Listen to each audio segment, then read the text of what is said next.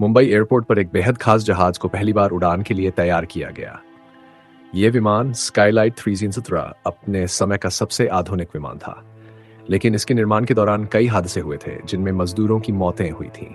कहा जाता था कि जहाज पर कोई अज्ञात साया है। उस रात स्काईलाइट 303 ने अपनी पहली उड़ान भरी, लेकिन जैसे ये हवा में ऊंचाई पर पहुंचा, इसका रडार सिस्टम खराब हो गया। विमान का संपर्क कंट्रोल रूम से टूट गया और कुछ मिनटों बाद वह लापता हो गया।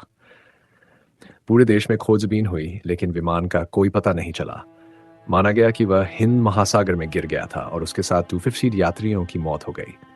वर्तमान समय डोसेज जिस 5 में मुंबई एयरलाइंस को एक खबर मिली जिसने सबको हैरान कर दिया। हिंद महासागर के बीच एक द्वीप पर पुराने समय का एक विमान खड़ा देखा गया। ये वही स्काईलाइट 333 था जो 40 साल पहले गायब हो गया था।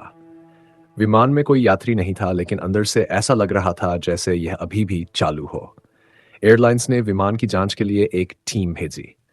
इस टीम में प्रमुख पायलट राहुल, इंजीनियर सीमा और इतिहासकार अन्वेषा शामिल थे।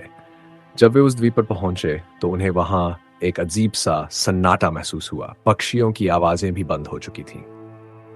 विमान का भयानक रहस्य। जब टीम ने विमान के अंदर कदम रखा तो उन्हें ऐसा लगा जैसे किसी ने उन्हें देख लिया हो।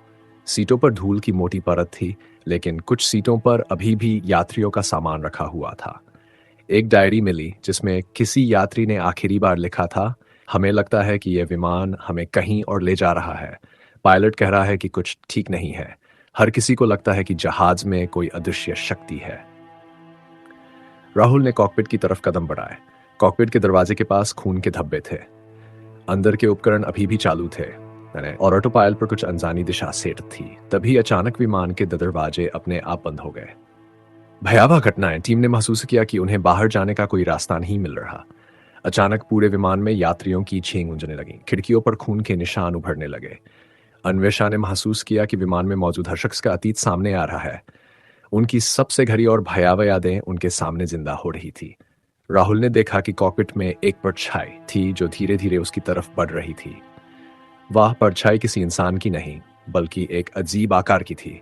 उसने राहुल से कहा, तुमने मुझे चौंका दिया है। यह मेरा घर है। अब तुम कभी बाहर नहीं जा पाओगे। सीमा ने महसूस किया कि उनके चारों तरफ यात्रियों की आत्माएं घूम रही थीं। उनमें से हर कोई मदद के लिए चीख रहा था। तभी विमान ने खुद से कंपन करना शुरू कर दिया, जैसे वह उड़ने वाला हो। अंतिम निर्णय। अन्वेषा को अचानक समझ आया कि यह विमान एक शापित जहाज था जो उन सभी को निगलने वाला था। उन्होंने राहुल और सीमा को कहा कि उन्हें जल्दी से विमान के उपकरणों को नष्ट करना होगा। लेकिन जैसे ही राहुल ने उपकरणों की ओर हाथ बढ़ाया, परछाई ने उसे जकड़ लिया। अन्वेषा ने अपने पास मौजूद माचिस से विमान में रखे ईंधन को आग लगाने का फैसला किया। आग लगते ही भयानक चीखें तेज हो गई। वह परछाई गायब हो गई और विमान का कंपन भी रुक गया। रहस्य का खुलासा। सुबह होते ही एक रेस्क्यू टीम उस द्वीप पर पहुंची।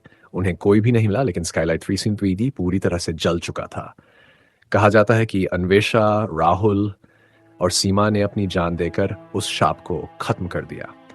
लेकिन आज भी उस द्वीप के पास जाने वाले मछुआरे कहते हैं कि उन्होंने वहां एक जलता हुआ विमान और अंदर से आती चीखें देखी हैं। स्काईलाइट 303 का रहस्य हमेशा के लिए अंधेरे में खो गया।